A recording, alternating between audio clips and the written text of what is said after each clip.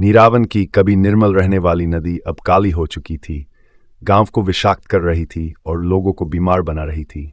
फसलें मुरझा गईं और डर जंगल की आग की तरह फैलने लगा। गांव की बुजुर्ग दादी वाणी ने एक प्राचीन जल आत्मा वरुणा की कथा सुनाई, जिसे बहुत पहले मोहरबंद कर दिया गया था।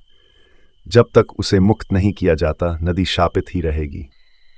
अपने गांव को बचाने के लिए दो मित्र आरव और रोहन निषिद्ध जंगल की ओर रवाना हुए, जहां हर छाया में खतरा छिपा था। जंगल की भयावह बाधाओं को पार करने के बाद वे उस प्राचीन मंदिर तक पहुंचे जहां वरुणा कैद था। प्रवेश द्वार एक विशाल पत्थर के दरवाजे से ढका था, जिस पर रहस्यमयी चिन्ह उकेरे गए थे। जैसे ही उन्होंने मंदिर के द्वार खोले, चमकती हरी आंखों वाला एक पत्थर का नाग प्रकट हुआ, जो फुफकारते हुए उनकी ओर बढ़ा। वरुणा, तुमने मुझे मुक्त कर दिया, शाप समाप्त हो गया। लेकिन तुम नहीं समझते, मुझे किसी जादूगर ने नहीं, बल्कि उन लोगों ने बंद किया था जो मेरी शक्ति से भयभीत थे।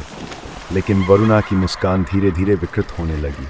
मूर्ख, वह फुसफुसाया, तुमने मुझे मुक्त कर दिया और अब मैं वह सब कुछ वापस लूंगा जो मेरा है। सच्चाई का एहसास होते ही आरव और रोहन ने उसे दोबारा बंद करने के लिए संघर्ष किया, इससे पहले कि वह उनके गांव को नष्ट कर पाता। अंतिम प्रयास में वे रहस्यमयी चिन्हों को पुनः सक्रिय करने में सफल हुए। मंदिर कांप उठा और वरुणा अपनी कैद में वापस खींच लिया गया। शाप समाप्त होते ही नदी फिर से निर्मल बहने लगी। लेकिन आरव और रोहन जानते थे, कुछ किंवदंतियों को अनछुआ ही छोड़ देना बेहतर होता है।